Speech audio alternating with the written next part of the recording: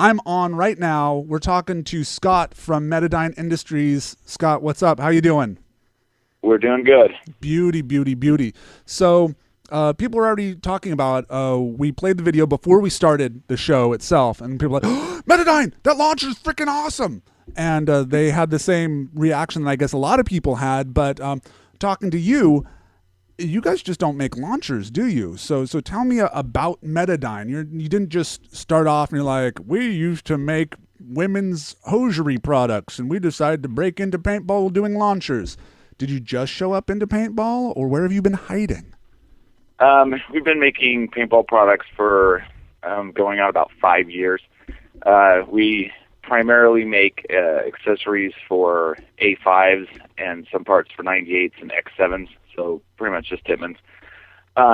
We started off by converting over some stuff that we actually make for AR-15s. And used that same styling to convert over our handguards so that we had naturally free-floating handguards to no set screws. And then we made stocks, and then we needed to round stuff out, so we made magazines, and it just kind of grew from there, from a couple of pieces to more pieces to more pieces. And then this last year, we decided that we wanted to make something that was strictly ours, as opposed to making accessories for other people's products. And so the launcher seemed like a natural step for us. We're a small company, and so we wanted to make something that we could keep up with, and that there wasn't a lot of competition out there for, and that we felt we could pretty much just make better than everybody else. Nice. So tell me about this launcher here. Now, everybody's sort of freaking out about it. I've seen it in use, and it is a freaking thing of beauty. Now, those of you guys who are watching now, unfortunately, Metadyne Industries, your website has a little bleep bleep bleep whenever I mouse over any of these little buttons over here. So that's what you're hearing. That's what that is. So I'm not getting a cell phone. It's not a random booty call. It's not Scott's pacemaker. That's what you're hearing. So moving on. The launcher, we're gonna show you guys it right about now. We got this great video. So tell us. You said you wanted to do something that other people aren't doing. I mean, there are a bunch of people that are making soft goods, vests, or bags, such like that. Now you had the machine shop ready, and you just decided, throw a dart at a dartboard, and it hit launchers. Or what was the process that went into thinking about that? Well, once again, we wanted to make something that when we came out with it, it wasn't something that necessarily everybody would want, because once again, we are still a fairly small company, and we didn't want to go, hey, here's this great new product, and then be so overwhelmed that we were going, hey, 6-8 months you might see one. We've seen that happen with other companies who have come out and just been like, hey, look, we're going to have this great deal, and they ramp it all up, and then the next thing you just can't get it. So it was a progressive step for us, because once again, we'd never really made anything with pneumatics. We never made anything that had air pressure involved with it and that sort of thing. And we're located in Idaho, so growing up making potato guns, it was kind of a no-brainer for us. And so basically, what we decided to do, we looked at the couple of launchers that were out there, and when you look at a launcher, basically what you buy is what you get. So if you buy a bazooka, you get a bazooka. If you buy like a scepter launcher, that's all you get is what goes underneath. If you buy the ones that shoot the thunder grenades, as it were, you basically get whatever it is you buy. So we wanted to make one that was based off of a modular platform.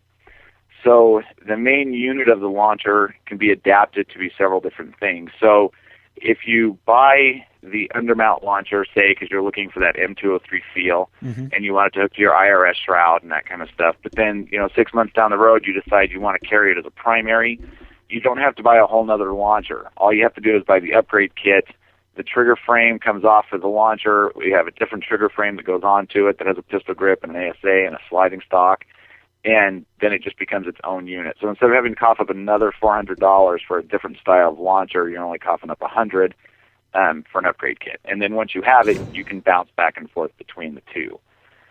And then that also allows us to upgrade to other things and work with some other companies. We're working with Underground Mod Shop, He's actually making the bazooka version for it for people who do want an over-the-shoulder traditional style bazooka.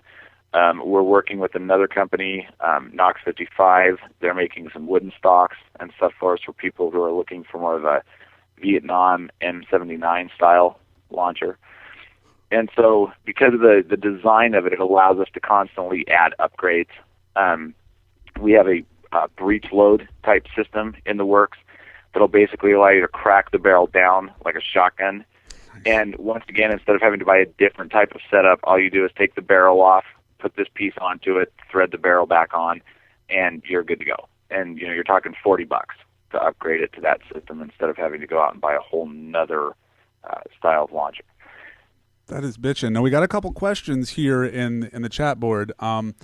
Someone was asking, they were watching Attack of the Show, and they said there was a launcher on the site, and they wanted to know if that was a Metadyne launcher or if you even know what they're talking about. That was our launcher. We lent it to Spec Ops initially. It's one of our prototypes. So I believe they make some comments on the Attack of the Show about it not having a safety and stuff like that. It actually does have a safety. That one being our prototype didn't actually have any safety features on it at all. The one that we ship out does have 2 redundant safety features on it that prevent it from overpressurizing. It has a disc that'll blow out in the front if it gets above 600 psi, and the main chamber has an O-ring that will slice, and it'll bleed out through the trigger frame if it gets above 400 psi. The other question we had was from Mumbles, aka Expo, wanted to know when you're going to come up with the Sabot round or a shotgun sort of round. We've been getting that a lot. I had a sample of the one that we made. I've had it at a couple of different shows. We're still not quite happy with it because we're trying to get it to where when you shoot it, you don't have ball breaks. And the issue we're having is you're taking 3 stack balls and trying to shoot them out of one basically barrel, because we're basically shooting for 15 rounds. And so we probably have 200 of these things sitting on our desk with all sorts of different airflow designs into them. And wow. I think we're getting closer, but we're still not quite there. So I hate to keep promising that we're going to have it, but we are really trying to get it out. We probably make 2 different designs every day and then go out in the back and shoot them a couple dozen times. Wow. But we want to make sure they'll shoot pretty much any paintball and not have to resort to like monster balls. Oh my God. Yeah. We were talking about that a couple weeks ago. We're talking to Jason Nielsen from SPPL last week, and the problem that he was having with pro caps. And the great thing that they did was they come through and said, hey, captains, if you have these crappy paint, then turn it back in. We'll give you a refund or give you new paint or something like that. But monster balls, that's just a step away from marbles or shooting super high bounce balls at each other. I mean, that's paintball without the T there. Yeah. So we're trying to stay away from having to resort to, hey, you need to use these, and it may be just a simple issue of it just doesn't work. I mean, if you stack 3 paintballs in your paintball gun and shoot it, you're most likely going to get a break. But we don't want to let it out, actually say, hey, here it is, it's done, until we've kind of depleted every conceivable way for making it. It'll be basically a Delrin shell. It'll hold 10 to 15 rounds, and you'll basically drop it in the breech load, slam the breech load shut, pull the trigger, and you should be able to dump some paint onto people. But once again, we are working on it diligently. But I hate to promise that we're going to have it out next week or 2 weeks when I know that it may be just a little longer than that. Well, it's what Greg Hastings was saying when the people were asking him when the next game's going to come out. He said it's going to come out the day after it's perfect and not soon. Yeah. That's great that you guys aren't just saying it's coming out April 15th and it comes out April 15th. And you're like, yeah, well, those of you guys who actually bought it 2 months from now will actually have a kit that will make it work. So,